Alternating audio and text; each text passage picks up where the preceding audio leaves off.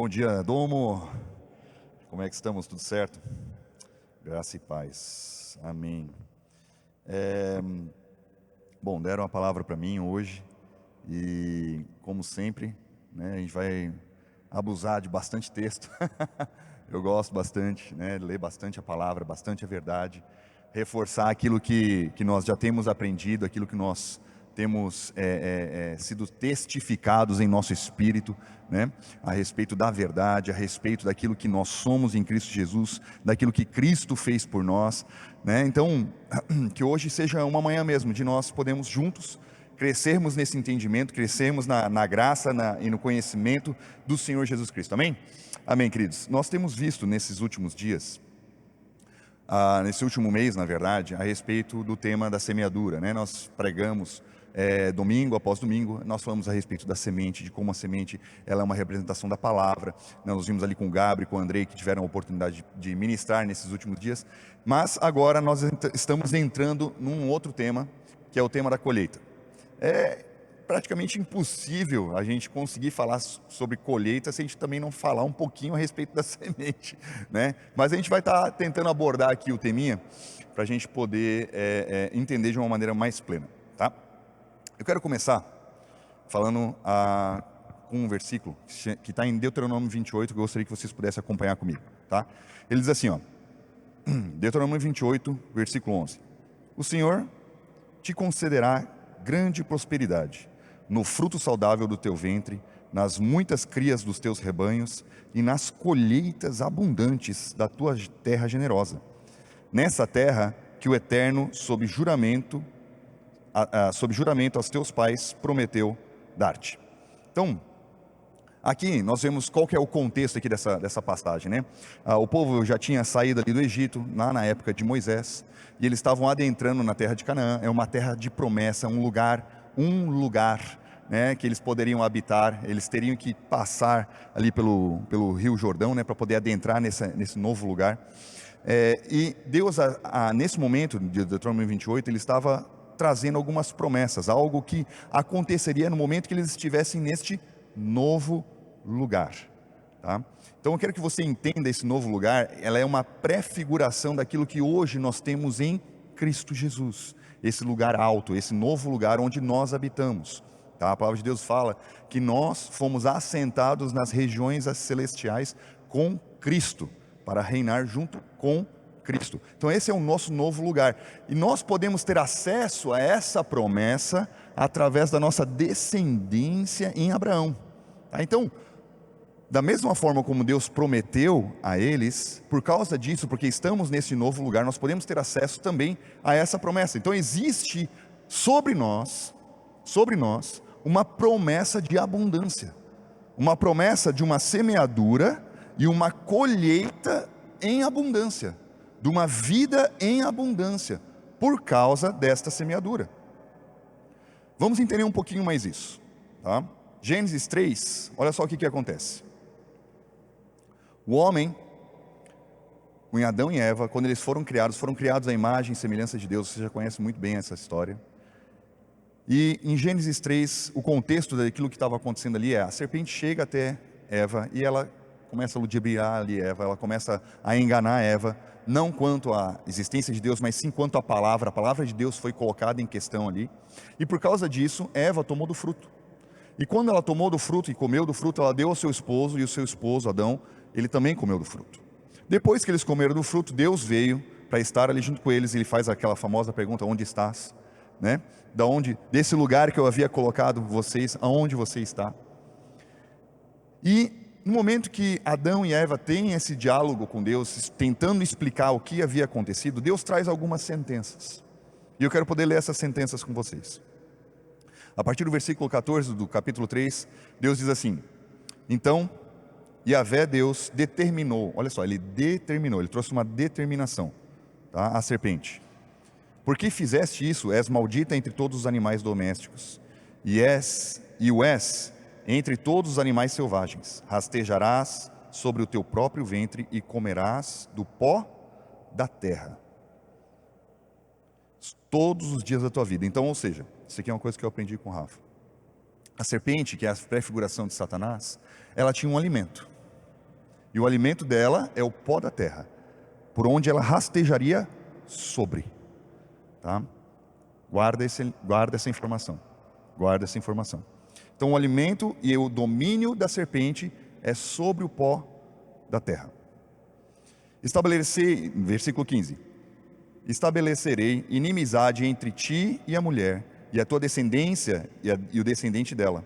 Porquanto este ferirá a tua cabeça, e tu lhe picarás o calcanhar. Aqui está falando sobre Cristo Jesus. Para a mulher, ele não trouxe uma determinação, ele trouxe uma sentença. Ele julgou e trouxe uma sentença sobre a mulher. E ele falou: multiplicarei grandemente o teu sofrimento na gravidez.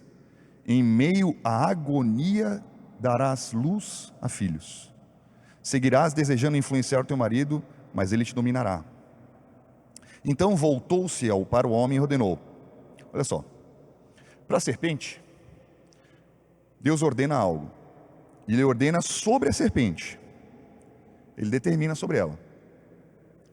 Para a mulher ele traz uma sentença. E ele traz uma sentença também sobre ela.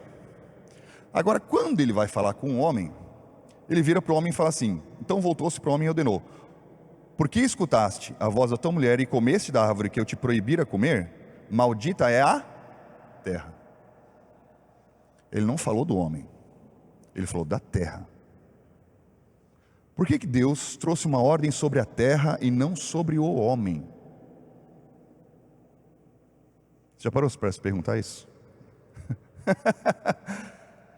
Sobre a serpente ele trouxe uma determinação sobre ela. Sobre a mulher ele sentenciou algo sobre ela. Mas quando ele foi falar do homem, que era o cabeça de raça, Adão, o cabeça da raça, ele ordenou sobre a terra.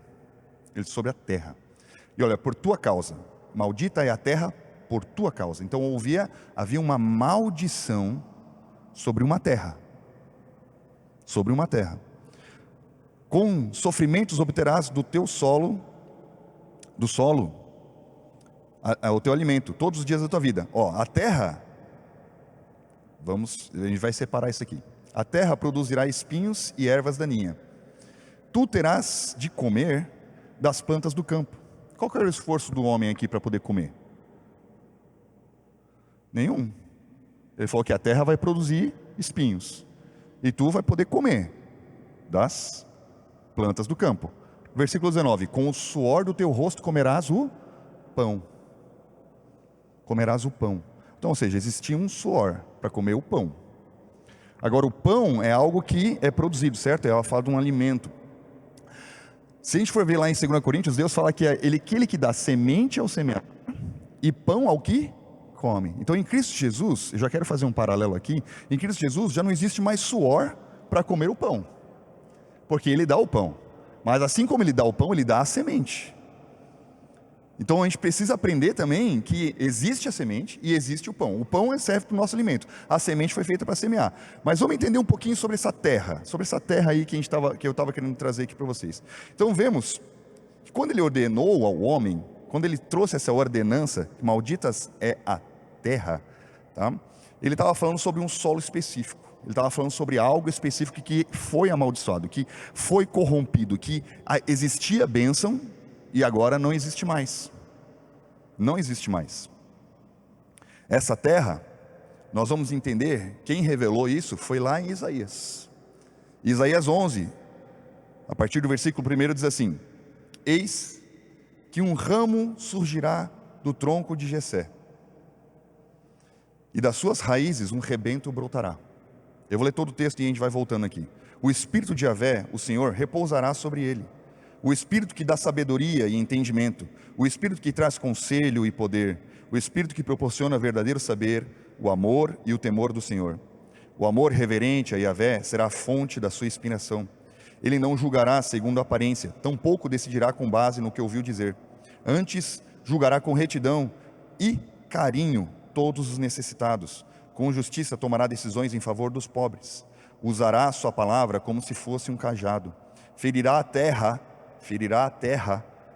e com o sopro da sua boca exterminará os ímpios. A justiça será como uma faixa em seu peito, e a lealdade o seu cinturão. o lobo conviverá com o cordeiro e o leopardo repousará junto ao cabrito.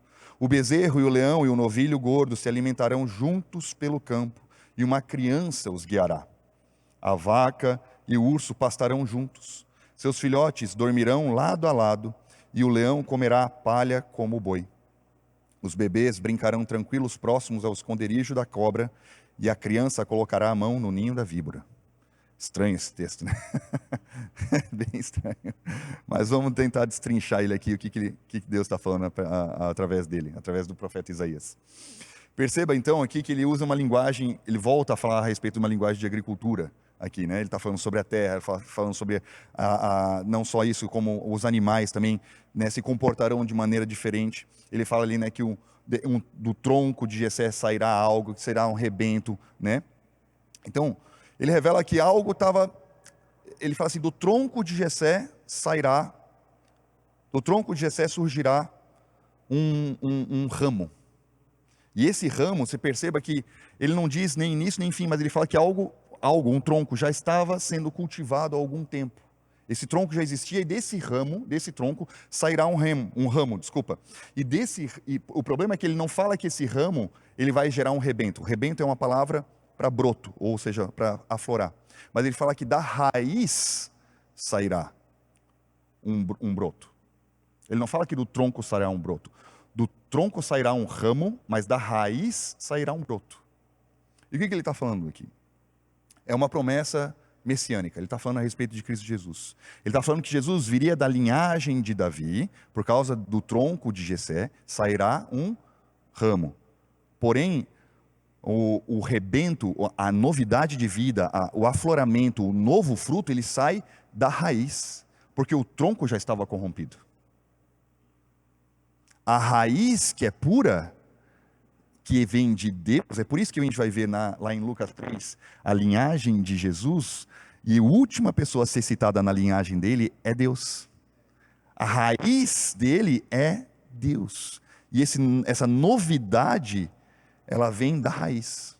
Jesus veio da raiz. A semente divina que veio de Deus é a novidade de vida. Então Isaías estava falando que desse tronco vai vir um ramo, mas o rebento vem da raiz. O rebento que é Cristo Jesus, ele vai vir da raiz, não dessa natureza corrompida, do tronco corrompido, que vinha já por causa da terra, que foi amaldiçoada. Vamos começar a entender aqui. Depois ele fala assim, no versículo 2 ele fala sobre o cetro para o Espírito, isso aí a gente não vai entrar, não temos tempo para isso, mas no versículo 3 ele fala assim, amor reverente a Yahvé será a fonte da sua inspiração. Tudo aquilo que esse ramo, tudo aquilo que esse rebento, tudo aquilo que Cristo for fazer, é através do amor. Porque Ele é a própria expressão do amor de Deus. Deus amou o mundo de tal maneira que deu o seu Filho. A própria expressão do amor de Deus era o Filho dele, que veio à terra. Então, o amor reverente a Yahvé será a sua inspiração. E Ele não julgará segundo aparência. Tampouco decidirá com base no que ouviu dizer. Ou seja, o que Deus via antes de Cristo Jesus na humanidade? Deus via corrupção. Deus via seres mortos, corrompidos, por causa da natureza pecaminosa. E o que ele ouvia? Ele tinha duas coisas sendo testificadas a ele. Primeiro, o acusador. E segundo, a lei. Porque a própria lei testificava a respeito da pecaminosidade do homem. Mas Isaías, no versículo 3, ele fala que o quê? Que ele tampouco decidirá com base no que vê e nem no que ouve. A decisão do amor de Deus não é por aquilo que estava sendo testificado a ele, que a humanidade era corrompida. Muito ao contrário. O amor dele foi motivado por quem nós somos e não por aquilo que nós fazíamos. Então, versículo 4, ele fala assim, antes julgará com retidão e carinho por todos os necessitados. Então tu vê que o julgamento de Deus ainda assim é motivado pelo amor. E esse julgamento ele precisava ser decretado, ele precisava acontecer para que essa terra que havia sido amaldiçoada fosse mudada. Algum julgamento precisava acontecer, mas mesmo assim esse julgamento aconteceu com o quê? com carinho a todos os necessitados. Com justiça tomará decisões em favor dos pobres. Versículo 4. Usará. Por que ele fala que com justiça tomará decisões aos pobres? Quem que é um pobre? Quem que é uma pessoa pobre? Pobre é todo aquele que é desprovido de algo, certo? Todo aquele que falta. Não é verdade? E o que nos faltava? Justiça. Justiça. E é por isso que ele fala que com justiça tomará decisões em favor dos pobres. Ele trará a justiça que faltava ao pobre, que éramos nós. Então ele usará a sua palavra como se fosse um cajado. E aqui ele vai colocar a palavra com letra maiúscula, né? Falando a respeito de Cristo Jesus. Porque o cajado do pastor naquela época, não sei se vocês já viram, ele tem um formato de um gancho. E esse gancho servia para poder laçar o pescoço da ovelha e trazer para perto. Então, Cristo Jesus ia ser o reconciliador. O reconciliador. Daqueles que eram pobres. Daqueles que não proviam, não tinham mais justiça. Que perderam essa justiça na queda de Adão. E o mais interessante é que esta palavra, ela ferirá a terra. Ela ferirá a terra. E é aqui que eu queria chegar. Né? Ela ferirá a terra. E a terra, tá? Se a gente for ver o significado do nome de Adão, Adão significa homem, mas ele é a raiz da palavra hebraica deixa eu ver aqui, Abramá. Tá? Eu não sou hebraicista, né? Não falo, mas é mais ou menos isso, Abramá, a palavra. E a palavra Abramá, que é a raiz da palavra Adão, ela significa vindo da terra. Vindo da terra. Tá? Ou terra vermelha, né? Proveniente da terra. Tá? Então, quando ele fala que a palavra irá ferir a terra, Isaías está declarando que a natureza adâmica, a natureza pecaminosa, ela será ferida. O Rafa já deu uma boa introdução aqui, né, quando ele começou a falar sobre a nossa velha natureza e a nossa nova natureza. Né, o Espírito Santo é o mesmo.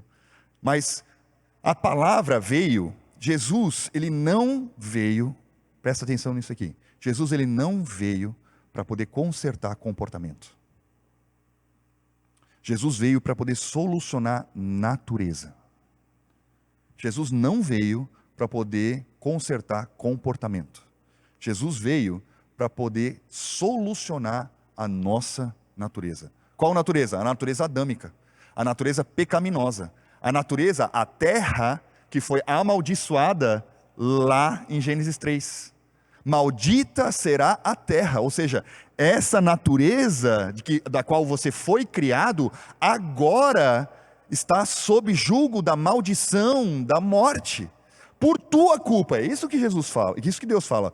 Por causa tua, maldita será a terra. Tanto que quando o homem foi criado, ele foi criado segundo a imagem de Deus. E na semana passada nós vimos com Gabriel, em Gênesis 5, que quando Adão gerou frutos depois da queda, quando Adão gerou filhos depois da queda, Adão gerou segundo a sua imagem, e não mais a imagem de Deus, porque maldita era a terra. E aquela semente que Adão estava compartilhando com Eva, passava por essa terra que agora era maldita. Então essa semente, essa terra que agora era corrompida, era perpetuada por toda a humanidade. E é por isso que essa palavra em Isaías diz que ele veio com um cajado para poder reconciliar, ferindo a terra. Porque esse é o propósito de Cristo Jesus. A semente verdadeira de Deus veio para poder ferir essa terra. A palavra veio para poder ferir essa terra. É isso que Isaías está profetizando sobre nossas vidas. Nós podemos simplesmente negar isso ou aceitar. E quando não é muito mais só aceitar. Não é verdade? Olha Romanos 8, não precisa projetar, mas Romanos 8 vai falar assim: porquanto aquilo que a lei fora incapaz de realizar, por estar enfraquecida pela natureza pecaminosa. O que ele está falando aqui? Ele está falando que a nossa terra, a nossa natureza pecaminosa, o velho Adão, em nós, não conseguia cumprir a lei. A lei veio com o propósito de mostrar a necessidade do Salvador. Porque através dela, a gente não conseguiria obter a justiça que ele veio determinar sobre os pobres. Nós éramos pobres porque através da lei nós não conseguimos conquistar essa justiça. Então, porquanto aquilo que a lei for incapaz de realizar por estar enfraquecida por causa da natureza pecaminosa, Deus o fez, enviando o seu próprio Filho à semelhança do homem, do humano pecador, como oferta pelo pecado, e assim condenou o pecado na carne.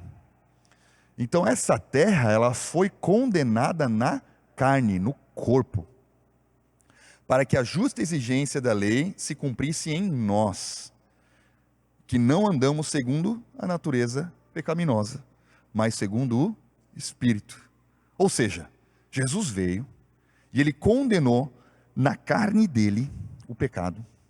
O pecado foi atribuído à carne dele, para que essa terra fosse mudada. E aí que a gente vai ler lá em Mateus, ou Marcos 13, vai falar sobre a parábola do semeador, que fala que a semente caiu em terras diferentes. Vocês lembram? Mas aquela semente que caiu na terra boa produziu frutos a 100 por 1. Você lembra disso? Então a terra que foi mudada recebe a semente. E essa semente frutifica. Frutifica. Jesus recebeu nele o pecado, a condenação, para que nós pudéssemos nos tornar nova criação. E no versículo 4 ele continua falando assim: ferirá a terra, e com o sopro da sua boca exterminará os ímpios. Quando é que foi soprado ao homem algo? No Éden. No homem foi soprado o Espírito, o fôlego de vida, e trouxe vida. E aqui ele fala que com o sopro da sua boca ele exterminará os ímpios. Se tu for ver a raiz da palavra ímpio aqui, ele é a mesma palavra que pode ser usada para dotado de pecado, ou impiedade. Impiedade. Então ele fala que com o sopro da sua boca, ou seja, quando ele ferir a terra, ele vai soprar o seu espírito e toda impiedade será retirada. Toda impiedade será retirada. Toda impiedade. Tudo aquilo que existia em nós, que era anterior, vai ser retirado. Versículo 5, a justiça será como faixa em seu peito. E a faixa era algo que eles usavam na época, né, como vestimenta. Então a justiça, ele vai vir revestido de justiça, e a lealdade será o seu cinturão. Não é à toa que na cruz retiraram isso dele. Retiraram as vestes dele. Por que retiraram as vestes? Por causa que ele era revestido de justiça.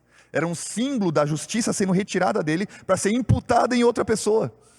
Lançaram sortes à justiça. Foi retirada dele a justiça, para que a justiça pudesse ter sido imputada em nós.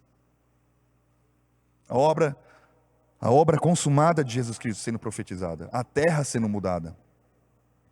E aqui vem uma loucura que ele começa a falar: o lobo conviverá com o cordeiro, e o leopardo repousará junto ao cabrito. E ele fala que uma criança os guiará.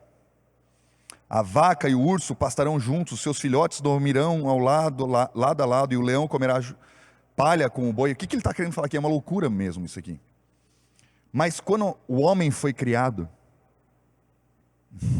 já pegou. Quando o homem foi criado, existia domínio.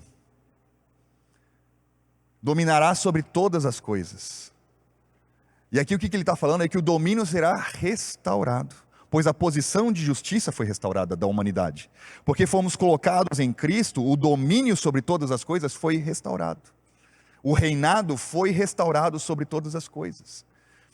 Ele não está falando literalmente que isso aqui iria acontecer, mas ele está falando que haveria uma restauração a respeito de autoridade e domínio sobre todas as coisas, aquilo que foi perdido em Adão. E ele fala que os bebês, antes ele vai falar o quê? No versículo 6, que uma criança guiará, porque Jesus veio como criança ao mundo. Mas depois ele fala que no versículo 8, os bebês brincarão tranquilos, próximos ao esconderijo da cobra. E a criança colocará a mão no ninho da víbora. Olha isso aqui. Isso aqui é bom. O que ele quer falar aqui? Ele fala que quando as crianças brincarão perto do ninho da cobra, perto da toca da víbora ali, em Mateus, deixa eu ver aqui qual que é, Mateus 11:11, quando Jesus está falando a respeito de João Batista, ele fala assim, que dos nascidos de mulher, nenhum foi maior do que João Batista. E João Batista foi o último da lei. João Batista foi aquele, se tu tem alguém que foi melhor que Moisés, Davi, que cumpriu todas as coisas, João Batista foi esse cara. O próprio Jesus declarou isso. Dos nascidos de mulher, ninguém superou João Batista. Mas Jesus continua a frase, e ele fala assim: porém, o menor no reino de Deus, é maior que João Batista. Por quê? Porque foi nascido de Deus, nasceu de novo, possui uma nova natureza. E essas crianças podem brincar perto da víbora, porque ela já não afeta mais. Não afeta mais. Eu não estou falando de brincar com o pecado, eu estou falando que Satanás ele pode ficar ao derredor, que ele não tem como alcançar. Porque essas crianças agora são uma nova terra. Porque esses novos nascidos de Deus são uma nova criação. E ele vai falar que a criança, né? Calma aí, no versículo 8. A criança colocará a mão no ninho da víbora. E ele deixou agora no singular, porque ele estava falando a respeito dessa nova criação em Cristo Jesus. Ele vai tomar da víbora aquilo que foi perdido. Quando ele morreu e ressuscitou, ele tomou a chave de todas as coisas, a autoridade de volta. Amém? Foi uma viagem, né, gente? Eu viajei bastante aqui, né? Vocês estão me acompanhando? Estão conseguindo? Beleza, amém. João 12, 24. A palavra de Deus diz: em verdade vos asseguro, que se o grão de trigo não cair na terra e não morrer, permanecerá ele só. Mas se morrer, produzirá muito fruto. Então Jesus, ele declara sobre si mesmo: ele é a semente. Ele é a semente que foi semeada, e através dele a colheita ela é abundante. Através dele a colheita é abundante. Então vamos entender aquilo que Jesus fez. Eu estava comentando com o Rafa semana passada, quero poder compartilhar com vocês aqui. Vamos entender o que Jesus fez. A Bíblia, a palavra de Deus, ela usa muito a figura, né, de semeadura, colheita. Existem alguns padrões na Bíblia que, se a gente conseguir entender, a Bíblia vai se abrir de uma forma assim muito clara para nós. E um dos padrões que a palavra usa são conceitos agrícolas, né, dentre outras coisas. Mas foi de forma intencional quando Jesus falou que ele mesmo é a semente de trigo que precisava morrer, né? Porque existe toda uma simbologia do trigo, né, de como que ele é cultivado e tal, mas enfim, nós não vamos entrar nisso. Mas Deus, quando ele quis, a palavra de Deus diz em Gálatas 4 que na plenitude dos tempos, Deus enviou Jesus, debaixo de lei, né, para remir todos. Quando Deus encontrou, a palavra de Deus diz que existia, né, uma plenitude ali, uma plenitude dos tempos, que era o tempo propício para que Cristo viesse para poder remir toda a humanidade. E quando Deus quis introduzir Jesus, colocar Jesus dentro da humanidade, ele crê que Deus é Deus, Deus simplesmente poderia ter aparecido, Jesus poderia ter simplesmente aparecido, mas Deus escolheu uma forma de se manifestar. E a forma como ele decidiu se manifestar foi colocando uma semente dentro de uma mulher. Deus colocou essa semente e a virgem concebeu, né? A virgem concebeu. Maria então recebeu essa semente de Deus, que a partir dessa semente, onde houve o encontro ali do óvulo com a semente de Deus, dali iniciou-se a vida.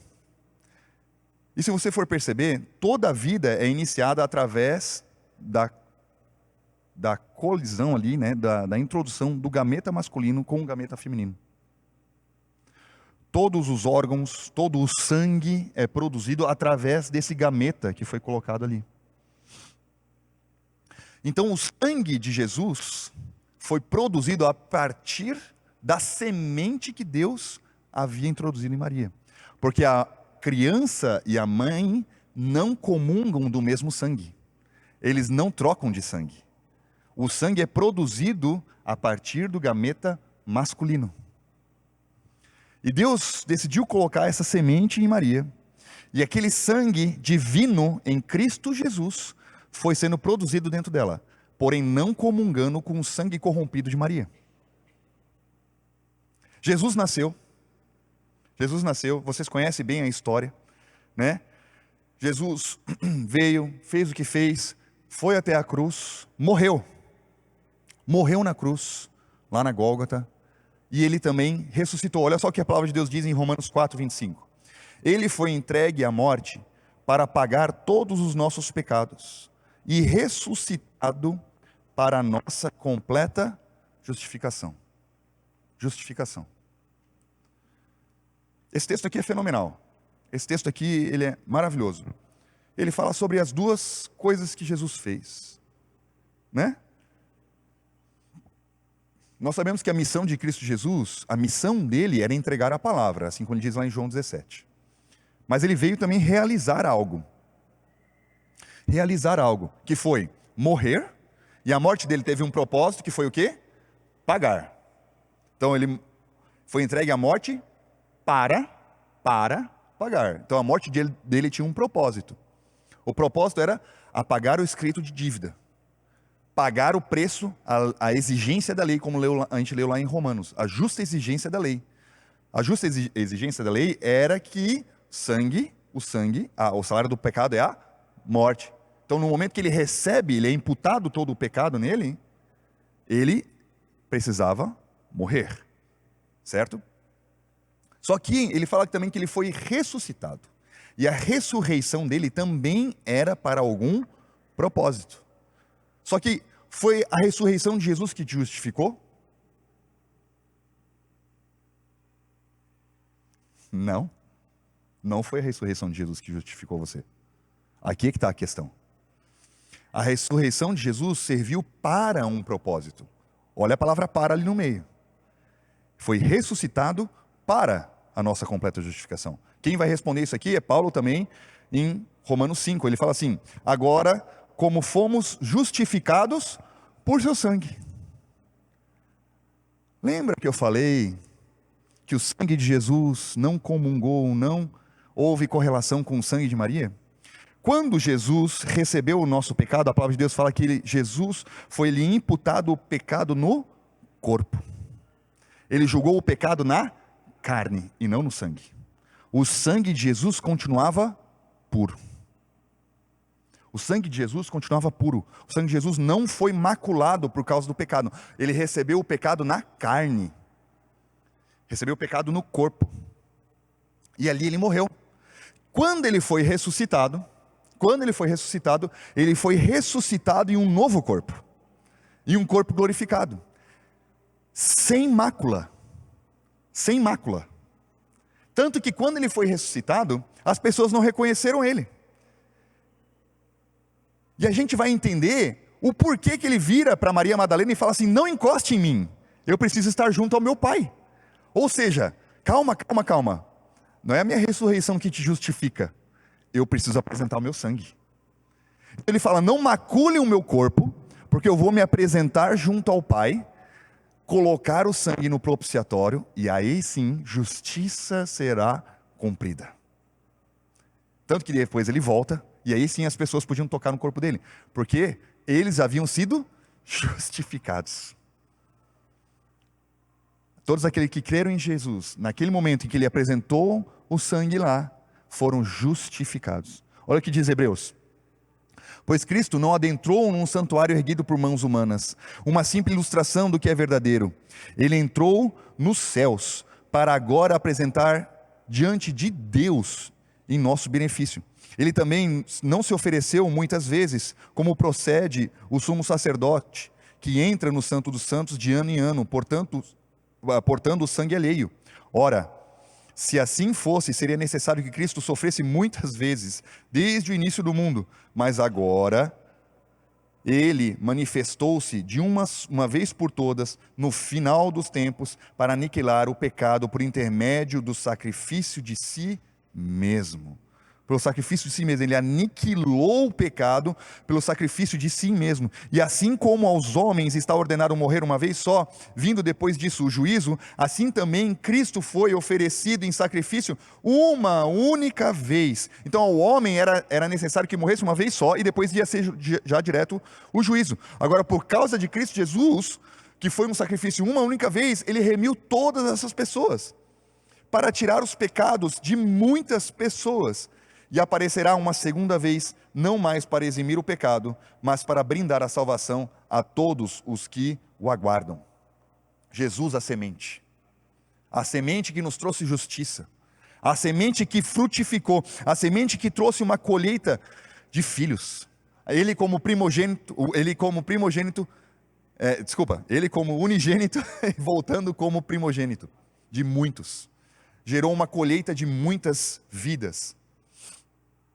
Ele é a semente que nos dá vida. Colhemos vida em abundância por causa dessa única semente. E precisamos entender isso. Uma única semente foi lançada para que hoje nós pudéssemos colher vida em abundância. Qual foi a sua participação na semeadura dessa semente? Nenhuma. Foi Deus quem semeou. Um semeador saiu a semear. Foi Deus quem semeou. E hoje nós colhemos a abundância da nossa vida por causa dele. É por isso que nós não podemos acrescentar nada a essa colheita. Nós não podemos mudar isso. É uma colheita certa, baseada naquilo que ele fez. João 10 vai falar assim: o ladrão não vem senão para roubar, matar e destruir. Eu vim para que as ovelhas tenham vida, e vida em plenitude, ou vida em abundância.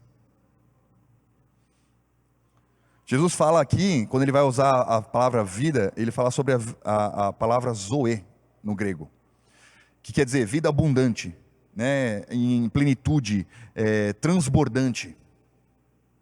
Uma vida transbordante, não uma vida de miséria. Porque muitas vezes a gente vai ver os cristãos, né? Agora aceitei Jesus, tudo começa a ficar difícil. Tudo parece que, nossa, está tão difícil, né, minha vida. E você coloca você nessa situação de necessitado, sendo que Jesus foi o preço pago para te colocar em Cristo. E agora, estando em Cristo Jesus, nós já temos todas as coisas, através do sacrifício mediante o sacrifício dele. Nós não temos mais uma vida de miséria, nós não temos, porque os pobres antes éramos nós, antes da salvação. Hoje somos chamados de reis e sacerdotes. Hoje somos dotados de vida, e vida em abundância. 2 Coríntios 5,17 fala assim: portanto, se alguém está em Cristo. Se alguém está em Cristo, é nova criação, todas as coisas já passaram, eis que tudo se fez novo. Então, ou seja, nós precisamos ter essa mentalidade de que estamos em Cristo. Se alguém está em Cristo, tudo já passou. Aquela terra que era maldita, ela deixou de ser maldita. Eu acho que você não está entendendo o negócio.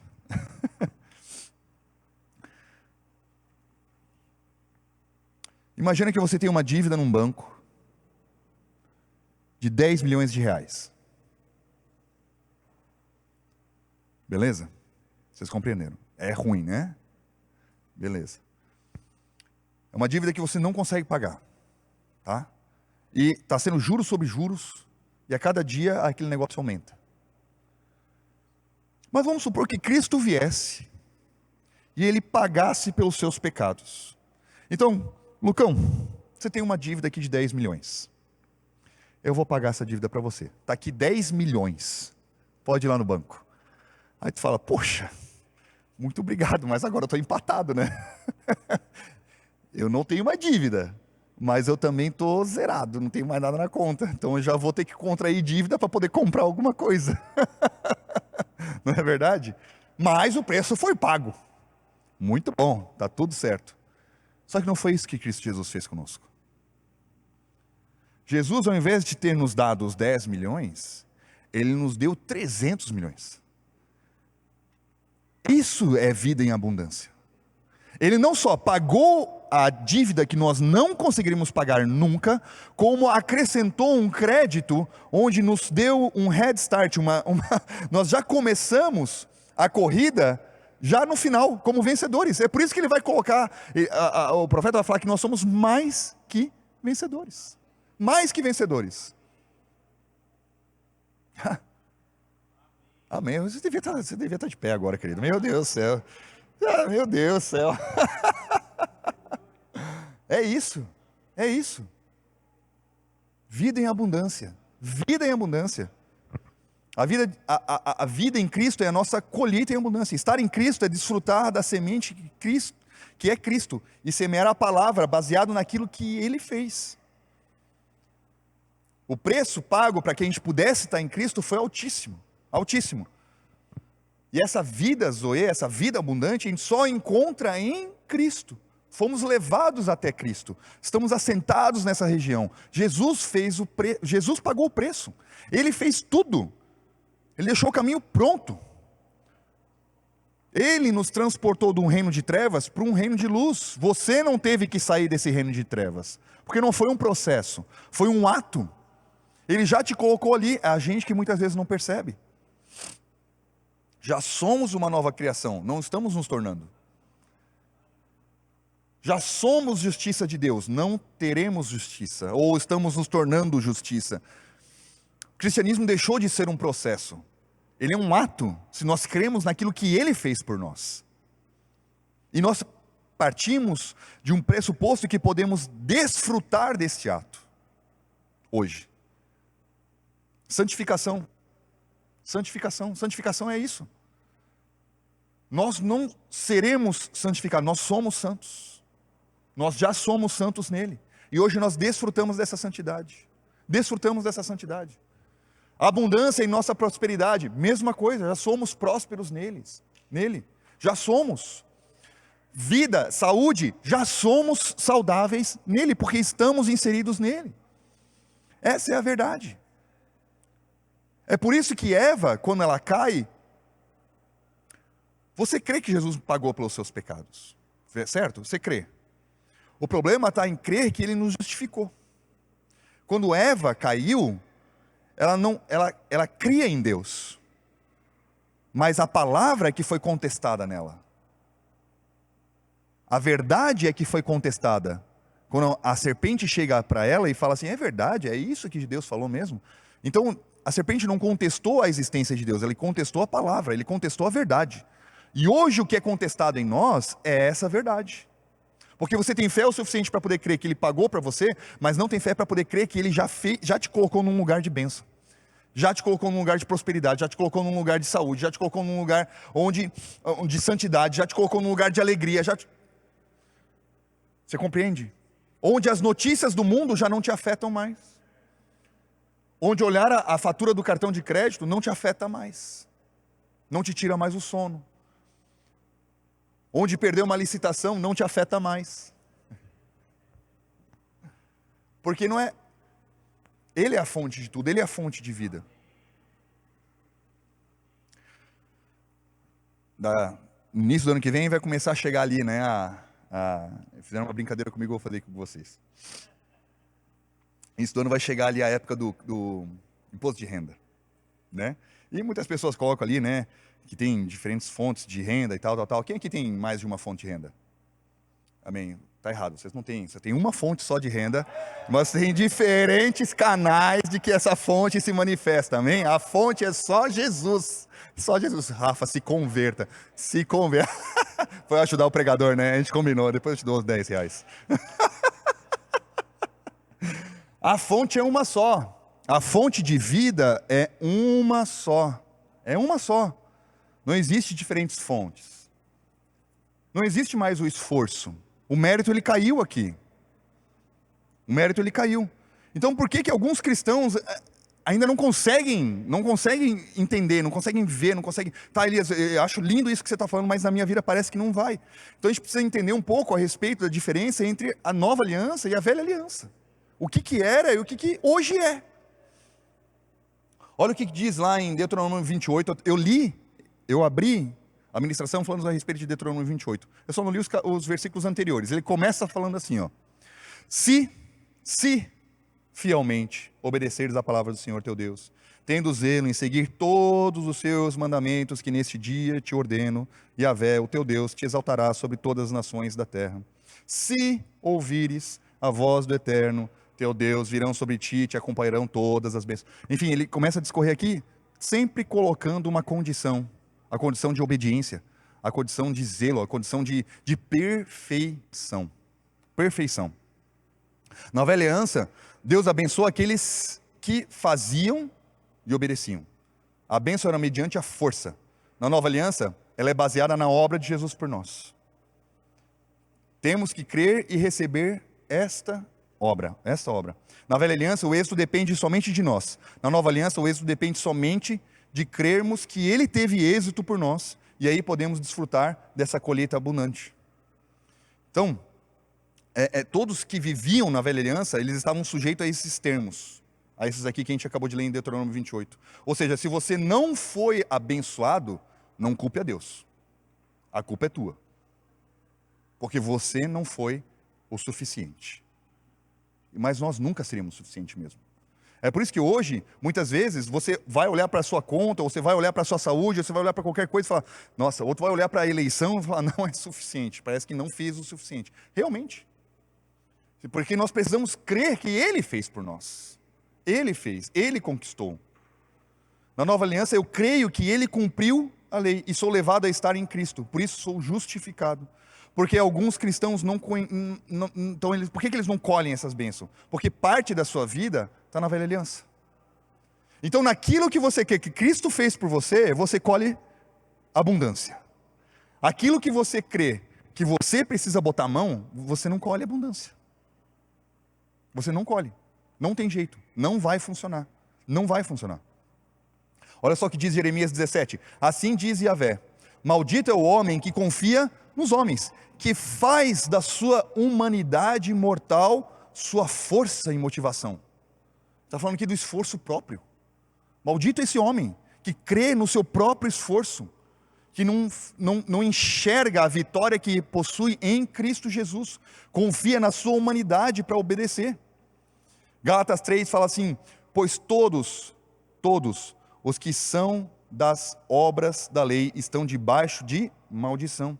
Porquanto está escrito: maldito todo aquele que não persiste em praticar todos os mandamentos escritos no livro da lei. É portanto evidente que diante de Deus ninguém é capaz de ser justificado pela lei, pois o justo viverá pela fé. Então é hora de a gente começar a desistir de pagar o preço pelos nossos esforços.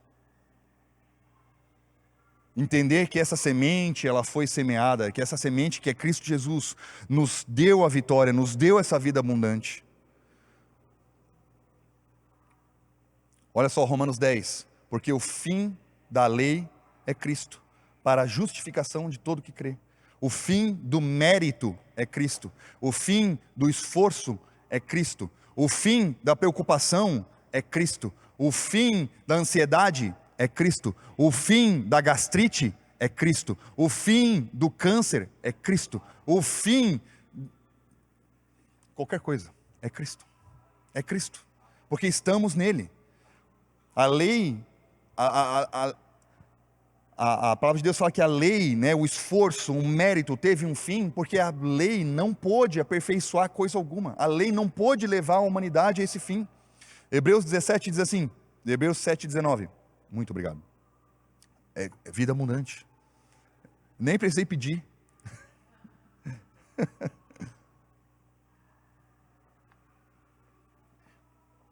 Hebreus 7 diz assim, assim o mandamento anterior é anulado por causa da sua fragilidade e inutilidade, pois a lei jamais conseguiu aperfeiçoar nada, sendo portanto estabelecida uma esperança muito maior, muito superior, por meio da qual temos pleno acesso a Deus. Por isso, não podemos viver confiando na força do nosso braço, não podemos viver na graça e na lei. Não temos como viver na graça e na lei. Jesus mesmo já declarou isso em Mateus 12. Um reino dividido, uma casa dividida, ela não pode subsistir. Um reino dividido, uma casa dividida, ela não tem como subsistir. Ou nós desistimos do nosso esforço próprio, ou nós desistimos de conquistar as coisas através das nossas estratégias, do nosso pensamento, é o meu esforço, é da forma como eu quero.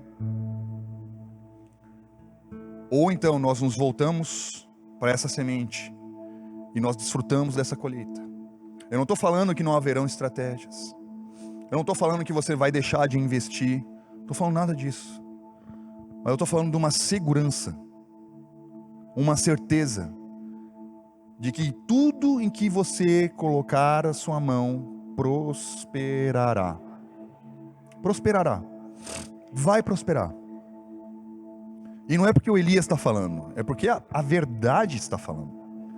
É a verdade que está falando isso. Se alguém está em Cristo, nova criação é. Eu creio nisso. Eu creio que eu estou em Cristo. Eu creio que eu recebi. Eu creio que essa semente foi semeada. Eu creio que hoje eu tenho vida abundante nele. Essa vida Zoe faz parte de mim. Faz parte de mim porque eu estou em Cristo e Cristo está em mim. Eu estou escondido em Deus. Essa é a minha realidade. E não se engane, meu querido, a sua alma, ela vai querer desacreditar disso, porque a nossa alma, ela se comunica com o mundo através dos 5 sentidos, e os seus olhos muitas vezes vão olhar a conta, ou o seu corpo vai sentir a doença, ou os seus ouvidos vão ouvir as notícias. E a sua alma, ela pode querer duvidar da palavra. Ela pode querer duvidar da verdade. Não se preocupe. Renove a sua mente na verdade. Renove a sua mente na verdade. Por isso que eu estou fazendo aqui hoje, tenho certeza que vocês já ouviram essa ministração muito parecida com ela, com outras roupagens. Mas isto é renovar a sua mente na verdade. Trazer à memória aquilo que te dá a esperança. Renovar a sua mente na verdade. Qual que é a verdade? Qual que é a verdade sobre isso? Somos livres da escravidão. Somos livres da escravidão, somos livres do esforço. Somos livres do mérito. Tudo é a graça do Senhor Jesus Cristo. Tudo é pela graça do Senhor Jesus Cristo. A graça do Senhor Jesus Cristo é o favor imerecido. Nós realmente não merecíamos, éramos aqueles pobres de espírito, aquela terra amaldiçoada, é isso que nós éramos. Mas hoje somos uma terra abençoada, fértil, onde a boa semente caiu e frutificou, e hoje nós colhemos a abundância em Cristo Jesus. Essa é a verdade. Eu não sei você, querido, mas isso é que eu me apego todos os dias. Todos os dias, todos os dias, todos os dias. Meus pais, eu tenho o prazer deles poderem estar aqui na Domo junto comigo, comungar da mesma igreja, e eles são um testemunho de muitas vezes eles me procurarem na empresa e falar: Elias, está assim, está assado, aconteceu isso, aconteceu aquilo. E eu falo: calma, está tudo certo, né? Céu e terra vai passar, mas a palavra do Senhor não vai passar. Não vai passar. Calma, vamos aquietar o espírito, calma. Não vai faltar. Não vai faltar. Justo não vai mendigar o pão. Porque se ele tiver que mendigar, porque está faltando. Não vai faltar. Não vai faltar. Independente do que aconteça. Ah, Elias, mas eu tive negócio que faliu. Relaxa, está tudo certo. Calma. Está tudo bem. Ah, você não está vendo o que o STF está fazendo, você não está vendo o que está acontecendo lá em São Paulo, tu acha que a gente vai ter uma eleição limpa em 2026? Calma, a gente não é desse mundo, tudo certo, relaxa, não são as notícias, porque atribula o teu coração, só perde tempo com isso. Já percebeu quanto tempo você já perdeu com preocupação? Quanto tempo? A palavra ali do Silmar, né? O maior campo de batalha está aqui, né? É aqui o maior campo da batalha da humanidade, as maiores batalhas já enfrentadas na humanidade é aqui. Renova sua mente na verdade, na verdade, na verdade, a verdade. A verdade que nós somos, a verdade de quem Ele é, a verdade daquilo que Ele fez. Essa é a verdade, essa é a verdade. Independente do que aconteça. Mas e se com grande tribulação? Eu vou subir ao céu, se você arrebatado, está tudo certo. Está tudo certo, independente do que aconteça. Eu adicionei um texto último aqui, Marcos 4, 26.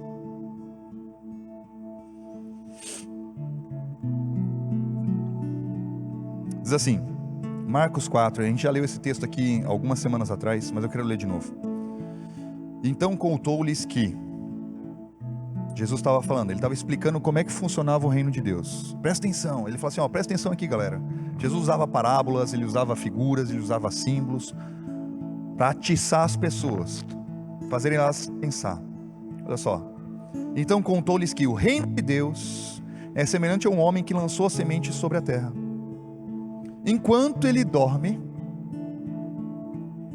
enquanto ele descansa, enquanto ele confia, enquanto ele crê que ele está em Cristo Jesus,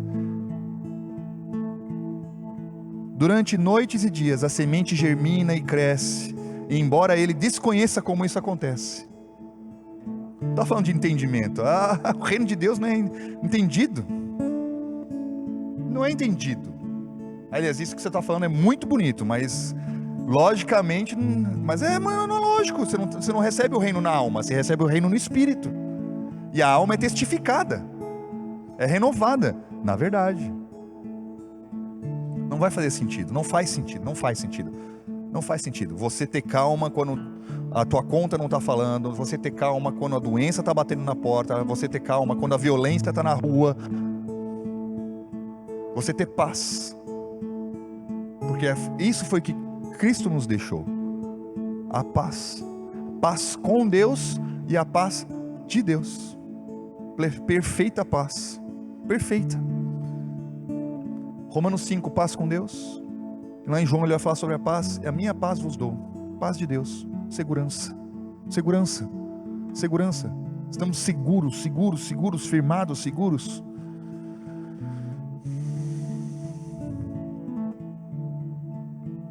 A semente germina e cresce, embora ele desconheça como isso acontece. A terra por si mesma produz o fruto. Primeiro surge a planta, depois a espiga e mais tarde os grãos que enchem a espiga. Assim que as espigas amadurecem, o homem imediatamente lhes passa a foice, pois é chegado o tempo da colheita. Assim que é o reino de Deus. O reino de Deus. Nós desfrutamos de algo que a nossa mente não entende, mas o nosso espírito é testificado.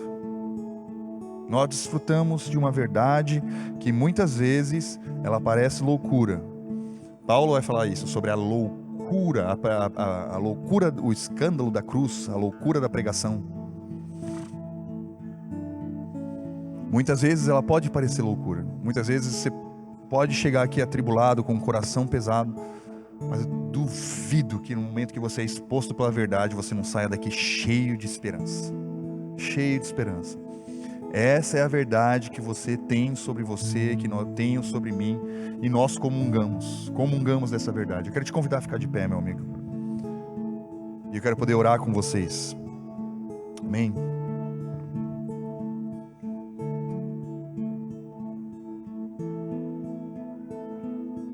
Escute essa palavra de novo, pegue os textos, leia em casa, reforce isso na sua mente. Essa é a verdade, essa é a verdade. Eu tenho a vida Zoe sobre mim, eu tenho a vida, não é pensamento positivo, meu querido, muito pelo contrário, nada a ver com isso aí, nada a ver com isso aí, mas é nós sermos renovados naquilo que é a verdade, amém? Pai, muito obrigado, Deus. Obrigado, Pai, pela oportunidade que nós temos de estarmos aqui novamente, aprendendo de Ti, Deus. Obrigado, Pai, pelo Seu Espírito que testifica ao nosso espírito de que somos feitos filhos. Pai, obrigado, Pai, pela Sua palavra que é a verdade. Pai, obrigado pela sua palavra, que nós cremos, Pai, e que ela se manifesta, Pai, de diferentes formas. Ela se manifesta de maneira específica na vida de cada um aqui, Pai. E nós declaramos, Pai, declaramos a partir de já o seu reino sendo estabelecido na vida das pessoas de maneira clara e evidente, Pai. Eles entendendo que o maior poder que nós temos é sermos chamados filhos e estarmos em Cristo. Desfrutamos de algo que você nos proporcionou. Obrigado, Pai. Obrigado pela sua obra completa, obrigado pela sua morte e ressurreição, obrigado, Pai, pelo seu sangue que nos justificou e nos perdoou, obrigado, Pai, porque fomos purificados e nós nos tornamos de uma terra maldita para uma terra abençoada. Obrigado, Pai, porque em Ti todas as bênçãos que existem já nos foram concedidas. Obrigado, Pai, porque nós podemos andar seguros, Pai. Obrigado, Pai, porque nós podemos ter a certeza, Pai, de que o Senhor nos guarda, independente das notícias, Pai. Obrigado, Deus, porque a verdade, ela é imutável, não existe sombra em Ti, Deus. Obrigado, Pai, porque é essa verdade que nós podemos confiar e não nos abalaremos, Deus, em nome de Jesus.